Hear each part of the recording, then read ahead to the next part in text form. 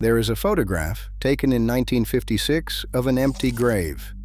Not one grave. A field of them. The Monticello Cemetery in Napa County, California, opened up. The headstones already carted away. The plot standing there in the dirt, rectangular, hollow, and unmistakably wrong, like a mouth with the teeth pulled out. A woman named Dorothea Lang took photographs in that valley for a year, and her collaborator Perkle Jones took that one. And the caption is about as plain as language gets. The graves have been disinterred. The cemetery is being moved to higher ground. Roughly 300 graves dug up and relocated. Around 300 living residents moved out. 20,700 acres of valley floor flooded. 1/8 of all the farmland in Napa County gone in a single stroke. An area producing something like $1 million a year in crops back in 1947 dollars. A dam 304 feet high, finished in November of 1957 at a cost around $37 million. And a reservoir holding 1.6 million acre-feet of water standing today over what used to be Main Street. A place of cattle and horses, pears and grapes, alfalfa and grain. Soil so good that people who saw it never stopped talking about it, in a county that had not yet figured out it was going to become the most famous wine region in America. Beautiful, genuinely, and by every account. And yet, the people of that valley fought this for 50 years. Not a decade, half a century of hearings and lawsuits and trips to Sacramento and Washington. They organized, they wrote a formal objection that got printed on the first page of a book. They knew exactly what they had, and they told anyone who'd listen, and they lost anyway. So here's what I want to ask you, and I want you to hold it the whole way through, because the easy answer is wrong. What is the actual price of a city's water, not the number on the bond? The real price, the thing that gets paid by someone specific, somewhere upstream, where nobody's looking. And when a country decides that one valley's soil is worth less than another valley's thirst, who gets to make that trade? Who signs it? And what happens to the people who were standing on the wrong side of the ledger when the arithmetic came out? If you're drawn to the towns America chose to put underwater, this one is different from the others, and I want to be upfront about why. St. Thomas was poor. Kennet had already poisoned itself and died. Monticello was neither. Monticello was healthy, productive, wanted, and loved, and they took it anyway. That's what makes this the hardest one. Let me start with the thing that people who've never seen a photo of that valley cannot picture. We think of Napa County as vineyards, tasting rooms, stone chateaus, $400 Cabernet, tour buses. That's Napa now. That is not Napa then. In the 1940s and 50s, Napa County was farm country. Real, working, unglamorous agriculture, and the Berryessa Valley was among the best of it. It sat maybe 80 miles northeast of San Francisco, up over the Vaca Mountains, in a long basin with Puta Creek running through it. Flat bottomland, ringed by hills that come to those soft triangular peaks you still see poking out of the lake today. And the soil down on that floor was extraordinary. Deep alluvial ground, laid down by that creek over thousands of years. The kind of dirt a farmer describes with his hands instead of words. They grew everything: alfalfa, grain, grapes, pears, walnuts, prunes, cattle and horses and sheep. Bartlett pear orchards. One family raised turkeys. It was diversified, unspectacular, deeply competent farming, the kind that doesn't make anyone famous but feeds people for a century straight.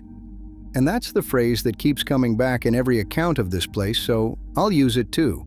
Some of the richest farmland in the state of California, which, given what California is close to saying some of the richest farmland on the planet. Now think about where that valley is. It's an hour and a half from San Francisco. It's inside Napa County. If it existed today, if those 20,000 acres of bottomland were still sitting there, they'd be some of the most valuable agricultural acres in the United States. There would be vineyards down there worth more than the entire dam cost to build. We drowned it in 1957 to store water. Hold that thought, we're coming back to it. Here's what nobody tells you about Monticello, and it's the thing that reframes the entire story. Everyone frames this as the government came and took a town. That's true, but it flattens it into a 2-year event, and it wasn't. The fight over this valley started in 1907. 1907. The damming of Puta Creek was first proposed while Theodore Roosevelt was president.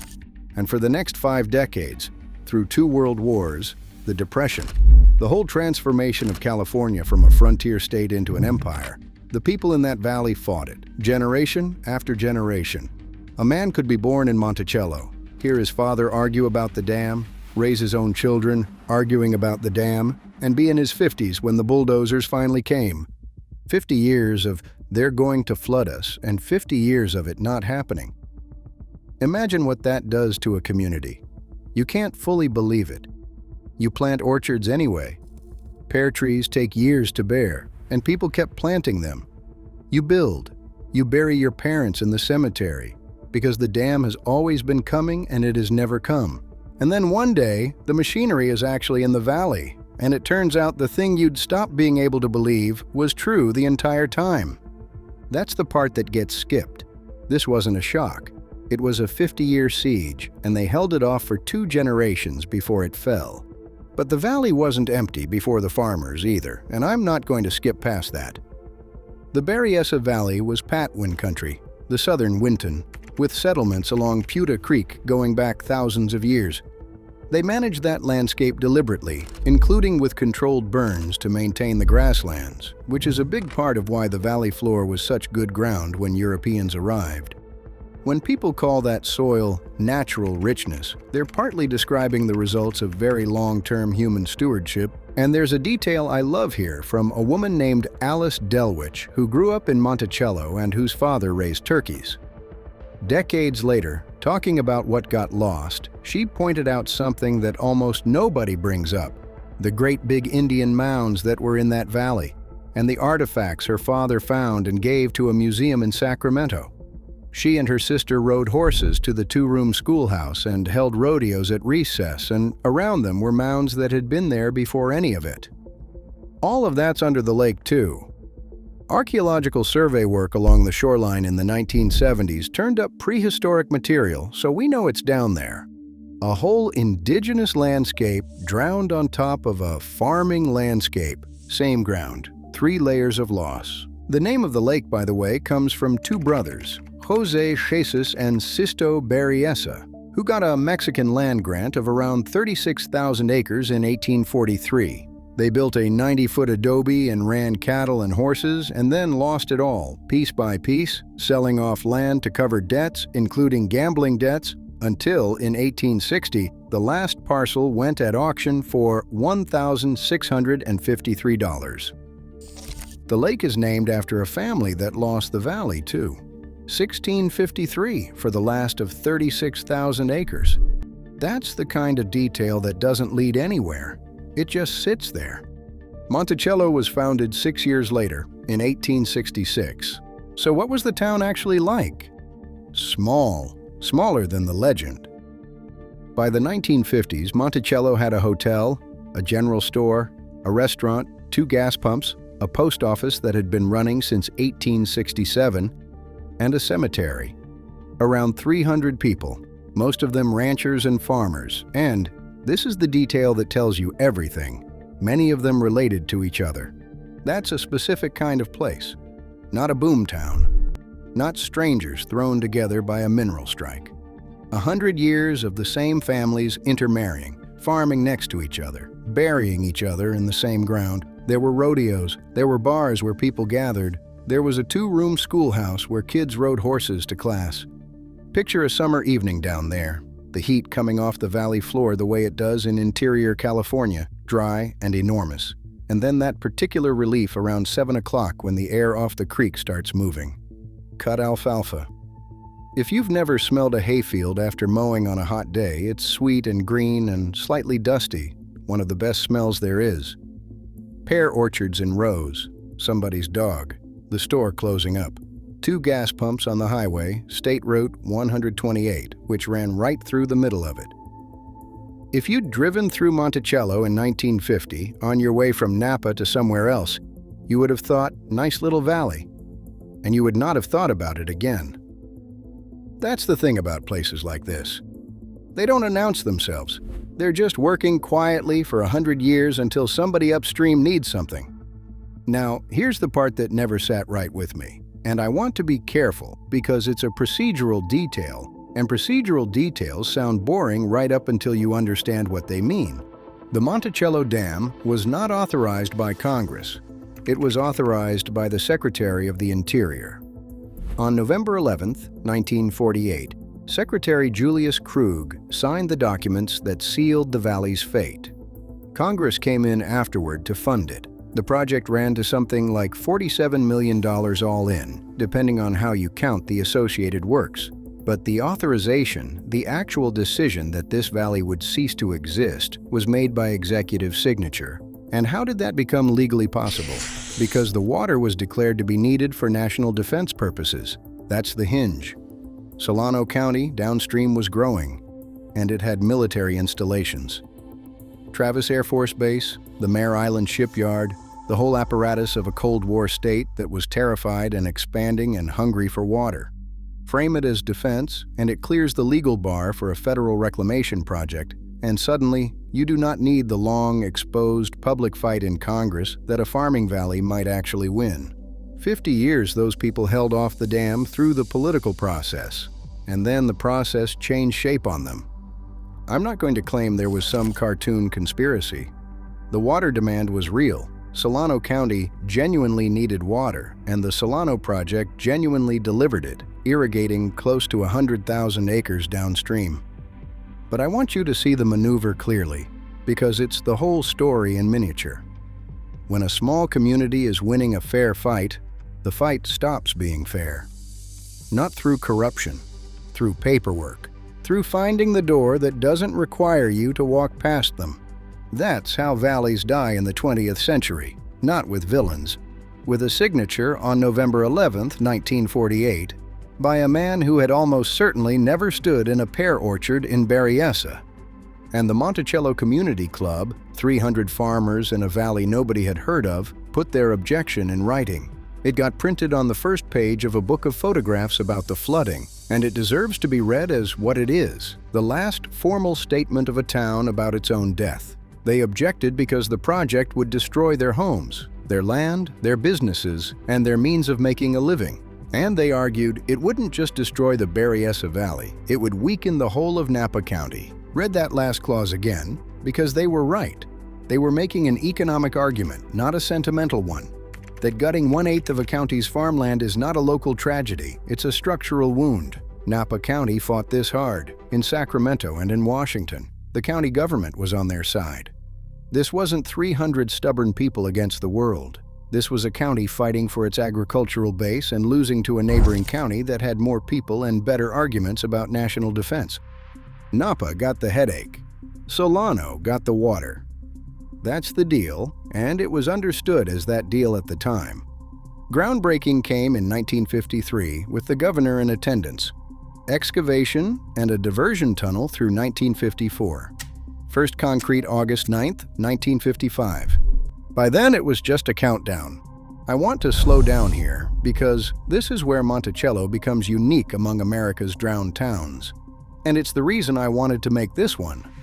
Almost every underwater town in this country is gone in the ordinary way. A few photographs, a newspaper clipping, some grandchildren's memories, and then silence. Kennett is like that. Most of the Shasta towns are like that. Monticello isn't. Because in 1956, Dorothea Lange came. Lange is one of the most important photographers in American history. The woman who made the images of the Dust Bowl and the Depression that are permanently lodged in the national memory, and who documented the Japanese-American internment when the government that hired her did not want those pictures seen. In 1956, she convinced Life magazine to commission a photo essay on the last year of the Berryessa Valley, and she brought in Perkle Jones to work it with her. They spent the year.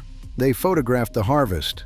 They photographed people in the Cook, Mackenzie, and Son store. They photographed a woman standing in the valley smiling at the camera in what looks like total pastoral calm, an image that becomes almost unbearable once you know it's a goodbye. They photographed the demolition, the burning, the empty graves, and then Life declined to publish it. Think about that for a second. The most respected documentary photographer in the country delivers a body of work about the deliberate destruction of an American community, and the biggest picture magazine in the world passes. It's 1956. The national story is progress. Dams, highways, growth, the Cold War, the future. A photo essay arguing that progress has a corpse under it was not the assignment America wanted to read that year. Life returned the rights. Langa and Jones turned it into an exhibition, Death of a Valley, that started traveling the country at the end of 1960, and Aperture published it as a special issue. Jones later called it one of the most meaningful photographic experiences of his professional life. So Monticello has something almost no drowned town has. It was witnessed on purpose by someone who knew exactly what she was looking at. The valley got a funeral photographer. There's a line in the Aperture text that says it as plainly as it can be said, that demands for more water caused the death of the Berryessa Valley, that it disappeared 125 feet deep behind a dam in order to store water for the bigger valleys below and to provide industrial water for the expanding cities, for the bigger valleys below. That's the whole thing, not for nobody, for bigger valleys. Now, let me tell you how it actually ended, month by month, because the details are worse than the summary. The federal government moved through the valley by eminent domain, and the compensation was bad. Farmers described it, in the way farmers do, as pennies on the dollar, the government valuing that extraordinary bottomland at numbers that had nothing to do with what it produced or what it would be worth. Some families fought it in court and got more. There's a man named Murray Clark whose family lost a 600-acre multi-generational ranch and whose family went to court and secured something like $90,000 additional dollars. He was in his late 70s when a reporter got him talking about it decades later. And what he said was simply that it changed his whole life, that it changed everybody's lives. And the thing he kept circling was that no amount of money gives you back history, culture, identity. You can be compensated for acreage. There is no line item for the fact that your grandfather is buried a mile from your kitchen and your neighbors are your cousins.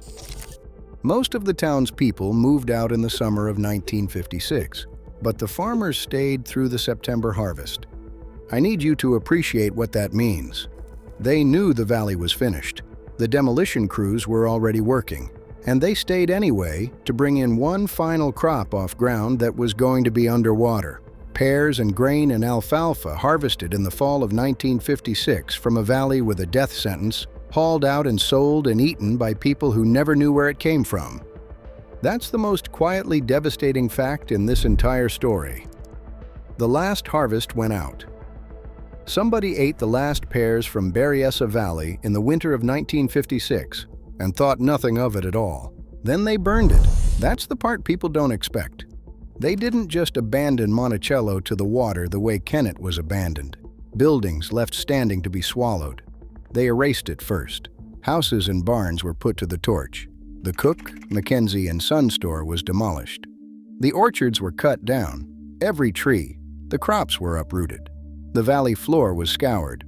Perkle Jones photographed a house and barn burning. Lung photographed the aftermath. And the reason for all of it was mundane and bureaucratic. You don't want organic material and standing structures in a drinking water reservoir. It's a sanitation requirement. It's the correct engineering decision.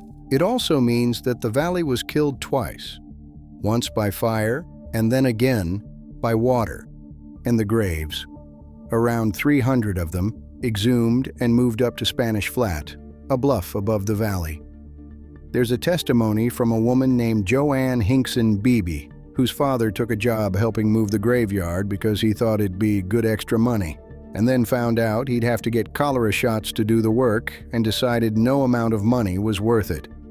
That's the whole thing, isn't it? That's the reality of the cemetery was relocated. It's not a line in a report. It's a man in 1956 doing the math on whether a paycheck is worth a needle and a disease, standing over the opened ground of his neighbors. The Monticello post office closed in 1956 after 89 years, By the time the November rains started, the town was essentially gone. They poured the last bucket of concrete on February 26, 1957, and following tradition, the crew tossed in a few coins in the concrete, for luck. The dam was topped out on November 7, 1957, 304 feet of concrete arch, over 1,000 feet long, choking off Puta Creek. And then the water started backing up. It seeped up the highway. It moved out over the flattened town, over the scoured ground, over the stumps where the pear orchards had been. It took 5 years to fill. The reservoir didn't reach full capacity until April 18, 1963. 5 years, which means the valley didn't drown in an afternoon. It drowned in slow motion across half a decade, while the people who'd been evicted lived in Napa and Vacaville and Winters, close enough to drive up and look. And they did. Of course they did. You'd go up and stand at the edge and see how much was left, and every year there'd be less, until one year you'd go up and the hill your house sat under was an island. There's an island in Lake Berryessa called Goat Island that sticks out of the water like the crown of a hat. It's not an island, it's a hilltop. When it finished, Lake Berryessa was the second largest reservoir in California by volume after Shasta. 1.6 million acre-feet, 165 miles of shoreline, 20,700 acres of valley floor underneath it. And now here's where the story turns, and where I have to be honest with you rather than comfortable. The dam works. The Solano project has delivered water to Solano County for close to 70 years. It irrigates roughly 100,000 acres of farmland downstream that used to burn up every summer. It supplies cities and industry. It controls floods. There's a power plant on it now, added in the 1980s. Solano County today is what it is substantially because of that water, and if you erase the dam, you'd erase a great deal of what got built on top of it. Nobody was lying about the benefits. The benefits are real. They showed up, and they're still showing up. The lake also became something nobody planned for. Lake Berryessa is a recreation destination. Boating, fishing, camping, 5 recreation areas run by the Bureau of Reclamation, a whole economy of people who love that water. There are families who've been going up there for 4 generations, whose good memories are on top of somebody else's bad ones. And it has a landmark. If you've ever seen a photograph of an enormous circular hole in the surface of a lake, swallowing water like a drain in the sky, that's the glory hole. Technically a morning glory spillway, 72 feet across at the mouth, narrowing to 28. And when the lake tops out, it takes in something like 48,000 cubic feet of water per second and dumps it out the far side of the dam. When it's running, people drive hours to watch. It's the single most famous thing about Lake Berryessa. It's also killed. In 1997, a UC Davis graduate student swimming in the lake was pulled into it and drowned. So the ledger reads like this: 100,000 acres irrigated, cities supplied, floods controlled, a beloved lake, a famous spillway. And underneath, 300 people evicted, 300 graves moved, 100 years of a community, 1/8 of Napa County's farmland, an indigenous landscape thousands of years old, and some of the best dirt in the state of California, sitting under 400 feet of water where it will never grow anything again. Both columns are real. That's what makes it hard. That's what makes it worth 40 minutes instead of a caption. There's one more turn, and it's the one that would have broken those farmers' hearts if they'd lived to see it. Napa County became Napa. In 1957, when they flooded the valley, Napa County was not famous. The wine boom hadn't happened. The valley floor down south was orchards and bulk grapes and prune trees. Nobody had heard of Napa Valley Cabernet because there was barely such a thing. Within about 20 years, that changed completely. Napa became the most valuable agricultural real estate in the United States, acre for acre. Land that grew prunes in 1957 grows grapes now worth staggering money, and the county's entire identity, its economy, its global brand, its tourism, is built on the premise that agricultural land there is close to sacred. Napa County passed some of the most aggressive farmland protection measures in America, the Agricultural Preserve. Measure J and Measure P, requiring a public vote to convert agricultural land to other uses. Napa spent the last half-century making it functionally impossible to take farmland out of production, precisely because everyone finally understood what that dirt was worth. And the Berryessa Valley, 20,000 acres of it, some of the richest soil in the state, was already at the bottom of a lake before any of those protections existed. A man quoted about all this years later put it about as simply as it can be put. You couldn't build it today. There'd be too much opposition. Nobody likes to lose their land. That's not a triumph. That's the worst sentence in the story. It means the valley wasn't lost because Americans didn't care about farmland. It was lost because it happened 10 years too early, before the environmental review laws, before the modern politics of place, before the county figured out what it had. Monticello died in the last window in American history, when you could do this to a working valley without a real fight, and it fell through that window by a margin of about a decade. 300 people, in 1948, understood something their entire country wouldn't understand for another 20 years. They wrote it down. They said it would weaken the whole of Napa County. Nobody listened because they were 300 people, and Solano County had a growing population and an Air Force base and the words national defense. So, what is the actual price of a city's water? Now we can answer it. The price was 300 graves opened in a poppy field and carted up to a bluff. The price was a man deciding a cholera shot wasn't worth the money. The price was a last harvest brought in off condemned ground in September 1956 by farmers who already knew, and pear trees cut down at the roots, and houses burned by crews because you can't leave wood in a reservoir. The price was 1/8 of the farmland in what would become the most celebrated agricultural county in America, and a Patwin landscape thousands of years old, and 100 years of families who were mostly cousins. The price was 50 years of fighting fairly and losing to a signature. That's the price. It got paid in full by 300 specific people in a valley 80 miles from San Francisco, and the receipt is a lake that 1 million people enjoy without ever once thinking about it. And when a country decides one valley's soil is worth less than another valley's thirst, who gets to make that trade? Not the people in the valley. That's the answer. And it's the same answer every time. The trade is always made by people far enough away that the loss is theoretical to them.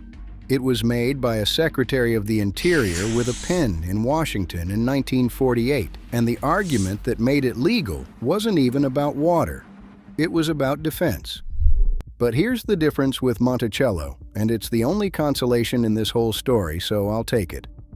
They didn't get to disappear quietly. Dorothea Lange was standing right there. She photographed the store, the harvest, the burning, the empty graves, and a woman smiling in a field who didn't know she was posing for a eulogy. Life magazine refused to print it, and it got printed anyway, and it traveled the country, and it's in university archives and museum walls right now, 70 years on. You can look at the last year of the Berryessa Valley anytime you want. That's the thing nobody in 1948 accounted for. You can flood a valley, you can burn the houses and cut the orchards and move the dead. You cannot drown a photograph. Monticello is the only town under an American lake that got a witness good enough to outlive the water. If this is the kind of story that stays with you, the places we chose to put underwater and the arguments the people upstream never got to win, tell me where we go next. There's the Quabbin Reservoir in Massachusetts, where 4 whole towns were legally dissolved out of existence so Boston could drink, and the survivors held reunions for decades afterward. There's Hetch Hetchy, the valley inside Yosemite that John Muir called the equal of Yosemite Valley itself, damned for San Francisco, the loss that arguably created the modern conservation movement. And there's Elbow Woods, North Dakota, where the Garrison Dam took the heart of the 3 affiliated tribes' land, and there are photographs of the water coming into the empty streets. Same sentence under all of them. The bigger valleys below needed the water. Which one do you want to stand in next?